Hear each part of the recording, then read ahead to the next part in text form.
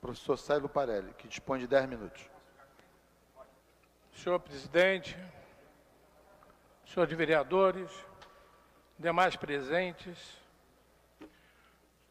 estamos aqui assumindo a tribuna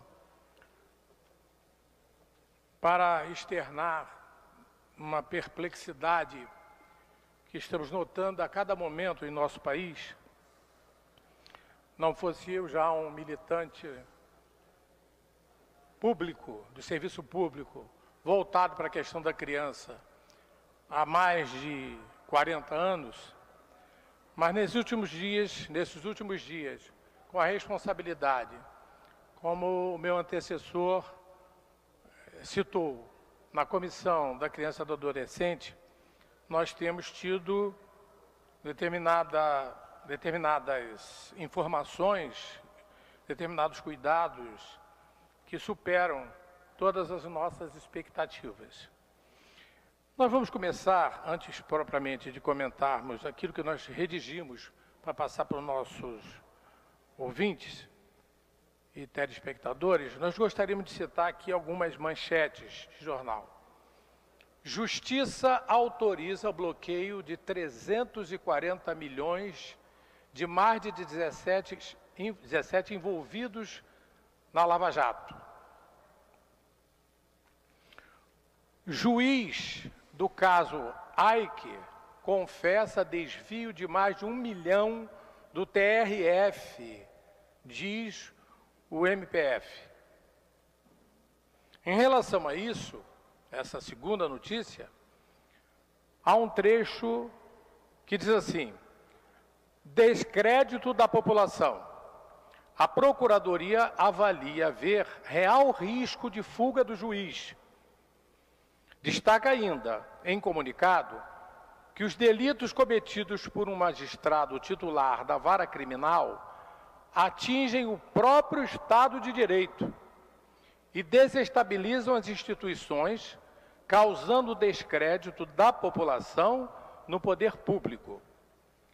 As informações sobre desvio de dinheiro e extravio de documentos se somam a outras irregularidades cometidas pelo juiz que vieram a público desde que ele foi flagrado dirigindo o poste de Eiche, em 24 de fevereiro. Na ocasião, foi descoberto que outros 2 veículos do empresário estavam na residência do juiz. O piano do ex-bilionário estava guardado na casa de um vizinho do magistrado. A réplica do ovo Fabergé do empresário estava na gaveta do juiz. Isso é manchete de jornal.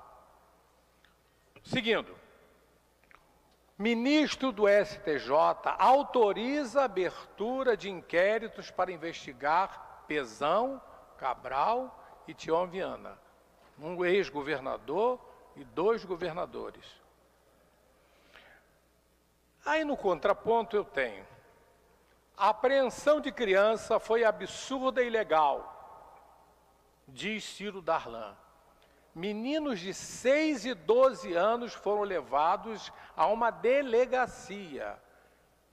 Afirma ainda Ciro Darlan.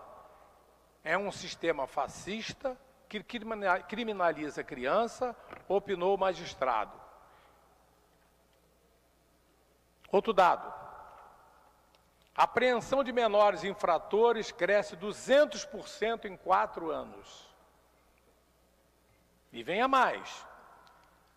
Lei vai ficar mais dura para assassinos de policiais e menores infratores. Eu vou repetir esse trecho, omitindo o que me interessa. Lei vai ficar mais dura para menores infratores. E eu penso, não seria hora da gente, em vez de pensar em lei mais dura para eles, pensar em fazer mais escola? Se cuidar mais da educação? Que país é esse que não pensa nas suas crianças? A apreensão de menores infratores cresce 200% em 4 anos. Aí vem o nosso secretário de Segurança, Beltrame, e diz assim: Eles, se referindo àquelas crianças de 6 e 12 anos, precisam de muitas outras coisas do que de ação de uma polícia. Perfeito. Mas antes, ele havia dito, punição a menor deve ser revista. Para mais. Contraditório. Senhores, o Brasil não tem uma política, uma verdadeira política voltada para o interesse das crianças. E muitas se tornam, ou só se tornam notáveis, quando em ato infracional. Quem são os verdadeiros delinquentes desse país? Os menores que furtam cordões e pulseiras das pessoas nas vias públicas? Ou os maus juízes, os gananciosos mega empresários e os políticos corruptos que provocam a miséria decorrente da concentração ilícita da renda? Em ambos os casos apresentados, há ilicitude, não há dúvida alguma. Ambos os casos são condenáveis, isso não se discute. A grande diferença reside no fato de que, na maioria das vezes, esses menores são produtos de uma equivocada política de assistência à criança e ao adolescente, ou até de uma ausência de ações do poder público na preservação dessas questões. Por outro lado, um juiz que é flagrado usando veículo de luxo de propriedade de um réu em processo no qual esse magistrado suspeito atua, os mega empresários que entram em conluio com diretores de órgãos públicos para desviar dinheiro público do contribuinte, que poderia ser destinado à saúde, à educação, à construção de casas e à instalação de sistema de saneamento básico, assim como os políticos citados em situações pouco recomendáveis, como o caso do ex-governador do Rio de Janeiro, o atual governador do Rio de Janeiro, o governador do Acre, o presidente do Congresso Nacional e o presidente da Câmara dos Deputados, uma vez comprovadas as suas participações nos crimes, são casos muito mais deploráveis que os furtos cometidos por esses menores.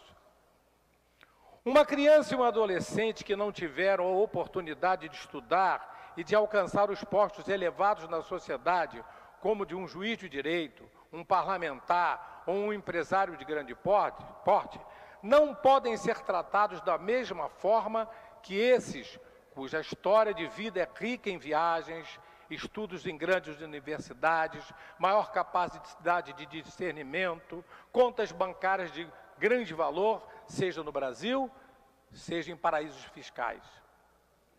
Os crimes de furto cometidos por esses jovens prejudicam a uma pessoa. Está errado o seu procedimento. Merece punição corretiva, exemplar, para que não volte a delinquir. Mas as velhas raposas da política suja, os gananciosos detentores do capital e os magistrados que têm a caneta capaz de colocar alguém na cadeia devem ter exames diferentes, por uma questão de justiça. Os crimes de quem tem mais escolaridade e, portanto, mais discernimento, são mais lesivos à população e merecem penas mais fortes.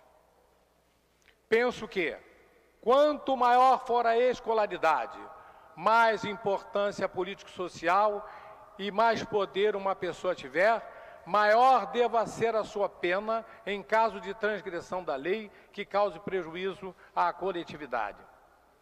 Quem traz mais dano à sociedade? Aquele que furta um cordão de uma pessoa em via pública ou quem desvia dinheiro da saúde, da educação, das obras públicas, da segurança pública e de outros serviços essenciais para a coletividade? Está na hora de a sociedade ser menos hipócrita e avaliar a conduta de cada caso, ponderando de forma a concluir que os crimes cometidos contra a coletividade, contra o patrimônio público, como os que fomentam a pobreza, já que se concentram as rendas nas mãos de poucos e levam à miséria milhões e milhões de brasileiros, são mais perversos e devem ser punidos com maior rigor. Há uma máxima popular que afirma: o exemplo deve vir de cima. Isso significa que, se um prefeito, um governador, um juiz de direito, autoridades em geral, artistas de renome e religiosos de grande apelo cometem delitos, o que deverá esperar de uma criança e de um adolescente sem perspectiva e sem amadurecimento? Senhor presidente, em um país em que a impunidade passou a ser rotina, em que a corrupção passou a ser aplaudida pelos governantes, como é que se tem visto nos atos promovidos pelas centrais sindicais, apoiando os corruptos denunciados pela Operação Lava Jato e os condenados do Mensalão, em que levar vantagem em tudo é sinal de esperteza e de malandragem, em que ser honesto passa a ser um otário, um bobalhão, um nerd, em que a ascensão social é produto de golpes nos parentes, nos sócios e nos amigos, em que as telenovelas propagam em horário nobre que só se tornam felizes os que praticam o errado, os absurdos, atingindo quase a totalidade dos lares. Como esperar que uma criança e um adolescente, sem pais ou responsáveis, sem escola, sem a menor atenção do Estado e sem apoio da sociedade, sem perspectiva de futuro, o que se esperar dessa criança? Por fim, quem são os verdadeiros delinquentes? Quem produz a miséria é a injustiça social ou quem é vítima dessas práticas de concentração de renda e de enriquecimento célere e ilícito que estão enchendo o noticiário nos últimos 12 anos e que ainda encontram o apoio de parte da mídia comprometida e na omissão vergonhosa de todos nós, brasileiros do bem, que a tudo assistimos e nada fazemos para reduzir essas desigualdades e para cuidar das nossas crianças, o que corresponde cuidar do futuro desse pobre, sofrido e lamentável país.